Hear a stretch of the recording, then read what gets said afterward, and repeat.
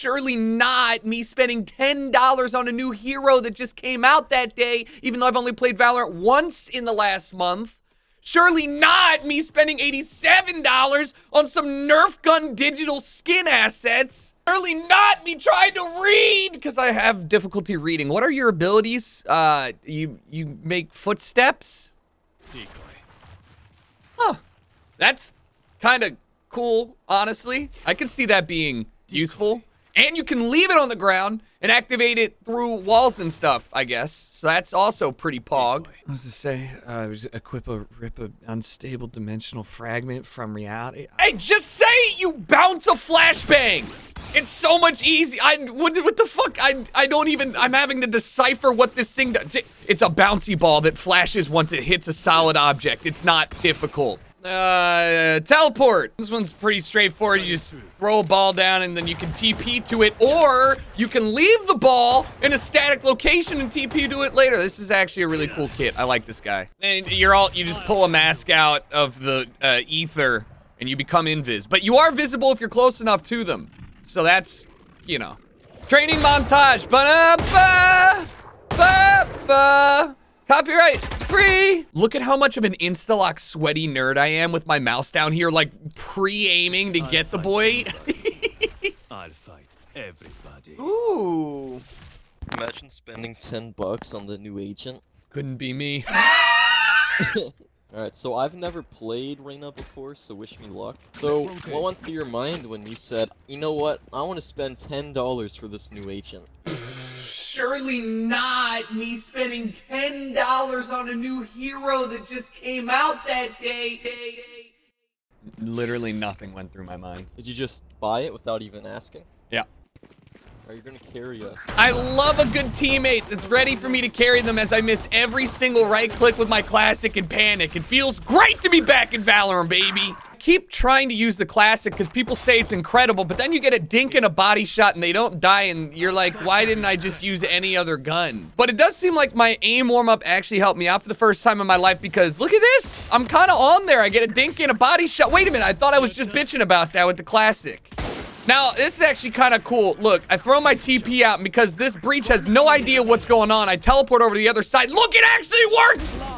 He had no idea! So, of course, I have to explain to him so he has an idea. I'm starting to think about all the cool ways that you can use your teleport, whether you leave it in one area, flank around to the other side, get into a fight, and then teleport so you can peek on the other side where you just came from, or throwing it out before you're in danger. But whatever it is, I just feel confident in the game today, and it's nice to be back clicking on heads. But I still don't know, what am I going to use these footsteps for? You can place them down, you can use them as bait, but they sound pretty distinctly not like real footsteps to me, so I'm wondering if it sounds different on the other side. Anyways, as we peek one by one in a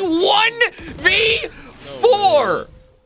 We all die, and then Sage gets an ace. So that's a pretty good explanation for what happens after that round.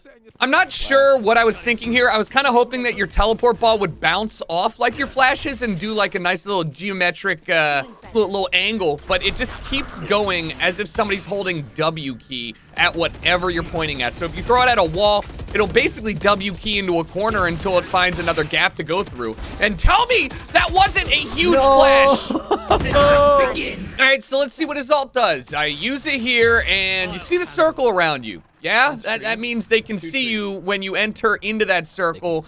You become this little silhouette floaty guy, and it's kind of weird. This is what it looks like from the other side. You get the notification around the edge of your screen when he gets in too close to you, and then I think if you go and follow him, he stays visible for like 1 second after he leaves your little circle. I'm not sure what the whole process is, but you're still incredibly, you're silent. And you're invisible for most of the time, and untargetable. So this is where I realized that this game was gonna be a little rough for Uncle Tuck. Well,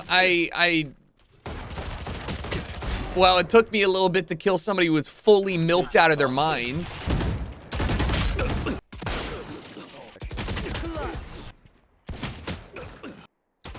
Hey, game's a wash. Run it back. Second game playing, and I'm trying to do a little bit more of a setup, right? I'm looking that way, planting my footsteps, so maybe if I peek on the right here and then use my footsteps, they'll think there's 2 people on site, but somebody's heaven, and I use my flashbang, flash quite a few people, and then I die. But do you want to know the better play here, which actually made me really excited to learn this champion? It's the fact that you could have thrown a teleport back to CT Hall, right? And then you could have gotten out of that whole situation pretty remarkably easy. Like, I like his versatility and his mobility. This is an expert masterclass in how to try and make informative content, in entertaining content when you don't play well. But hey, look, I get a flashbang. I know that at least one of them's there. And so I think ahead, I chuck my teleport out the back, and it's just unlucky that Raze decides to peek and she's not milked at all. Because I was gonna get a kill, TP back, and then we're safe, baby. Remember when I said I was excited to learn his kit? I started to realize that, you know, just like with resource-heavy characters in Super Smash Brothers or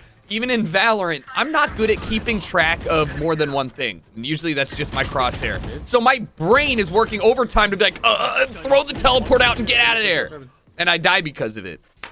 I think I've decided his ultimate is incredible for recon. Even though you don't have a huge cone of vision, if you're not afraid to get yourself a little bit wet and dirty, I mean, look at how quick you move and how easy you are to flank around. There's no way that they know I'm here. Good trigger discipline, Tuck. I like what I'm seeing here, but what the hell? I think this is a great example of what not to do, though. I mean, I set some remote footsteps up in heaven, and I sent them across heaven to try and maybe make whoever's on site think, oh, yeah, dude, they're in heaven. We don't have to worry about them flanking around. And then I leave a teleport to get myself out of danger. It does take a second. And then I put footsteps going the way I'm going. What are you trying to do? That's the dumbest thing in the world. Of course they're going to be like, well, I think they're coming from that direction. One of the more interesting things about the flashbang that I just realized is that because of the way that you can bounce it, you can make it a little bit harder to see coming because you can time it perfectly so the bounce just inches away from flashing your team, just gets around the corner and flashes everyone. I just flashed the shit out of my team here. This one's on me. But I did get a 2K. So who's the real loser now? Me. I'm the real loser. Here is another clip of when somebody's ulting near you. You see that I don't actually see the player, but I do hear him defrost or whatever you want to call it. And you can see the screen gets a little fucky. So you got to be careful where you're going to run with that. Here's an idea that I kind of came up with. You can throw the teleport ball and your footsteps down, I guess, to a different level. So it can sound like you're running and then jumping down out of heaven. And that could be pretty useful if you're trying to bait people to think you're no longer holding heaven. But the teleport takes a second, you see? And you can definitely still die in there. And I didn't realize that until my dumbass tried to use it in the middle of a gunfight. Also, this is what it looks like when you come out of TP. It looks a little weird. I know you're all super curious, so here's the answer. Yeah, you can ult across slow orbs and you don't make noise, and you can teleport across slow orbs and your teleport orb doesn't make sound, and as long as you're holding shift when you come out of TP, you don't make sound when you go across the slow orb. So both of those things kind of useful for pushing across the stage, and you see it's actually pretty useful for me. Actually, I think this is the only round in the 2 games I played where I felt like my abilities were being used semi-correctly. This one, not great. I thought that Jet was going to be pushing from heaven, and so I threw that out there to confuse her. I guess it still kind of worked. My thought process here was to throw my teleport. I should have thrown it all the way to the left, but I threw it into the corner so I could safely teleport if maybe, you know, we got into this fight and they decided to push, but hey, I'll take the 4K. I'm gonna show you what could have been here because this was the ugliest fight, but I kind of like what I was thinking. All right, so this is awful. It's a 2v2. I know somebody's sitting up heaven, so I tried to throw my teleport orb back over there, get flashed, see somebody over there planting, teleport back, and I get fucked up because I thought the orb would make it up over that little slanted part. So no, you cannot use your teleport orb and have it go up like, you know, big slants. I think stairs are obviously fine and everything, but you can't like jump up a box with it, which is probably a good thing. Want to see me get absolutely dicked down by Jet on the other team? So I run through Viper ult, I get into the corner, I'm like, nice, I'll be able to kill anybody outside of there. And I come out, look above. Ow!